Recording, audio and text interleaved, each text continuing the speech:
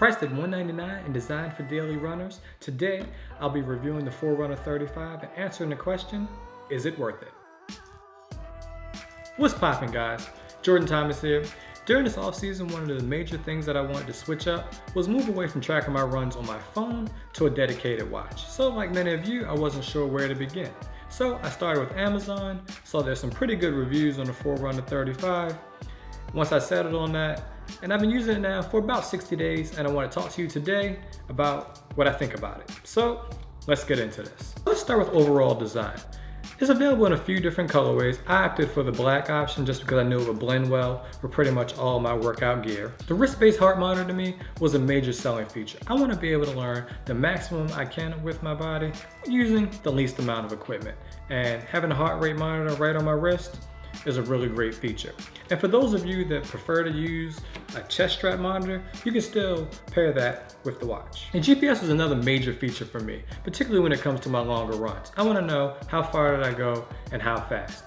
Now when it comes to syncing up the GPS, the first time you leave from a location, it may take a few minutes. But once it's all synced up and you go back to that location again, it starts within seconds, which is definitely something that I love. According to Garmin, the watch will last up to 9 days, going from a full charge all the way down to no charge, as well as 13 hours of active GPS use. Now for my cases, I've only ever went about a week without charging it up. Now let's talk about menu navigation and some of the performance features. The watch is equipped with 4 primary buttons, one being your on/off/light button. I kind of thought this was a missed opportunity. Maybe if the front screen served as the backlight, then a couple of the screens from the menu button could have been moved up. So let's talk about button number 2. This is by far the button that I spend the most time using because it contains the workouts. So you've got run outdoor, run indoor, bike, cardio, walk. Within the run outdoor button, you have the opportunity to navigate through intervals. Although I was a bit bummed to find out that there was not a stopwatch. However, some of the other features started to win me over. And one of the nice things is that you can customize the info that is displayed during your runs. 3 being your menus and settings. This is where you're going to find your running history, your accomplishments, your setup, Bluetooth, watch face, and activity tracker. And 4 being your information. It includes heart rate, notifications, steps, calories burned, workouts, minutes per week, last run, and weather. It automatically connects to the Garmin Connect app, which is a free application available.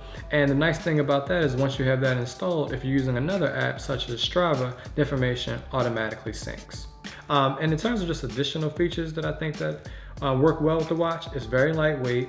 The silicone material that's used, I didn't feel any like rubbing or like snagging. I do have some hair on my arms, and so that type of stuff is important to me. As well as the acrylic glass that's used doesn't produce any type of like weird glaring. So when I'm out for a run when it's sunny outside, I'm able to see my information fairly clearly. The watch is a great entry-level GPS watch for daily runners. For my beginner/intermediate runner, you're gonna find the wrist-based heart rate monitor helpful, the accurate GPS on point, as well as the information when it comes to cadence, intervals, virtual pacer, pretty helpful.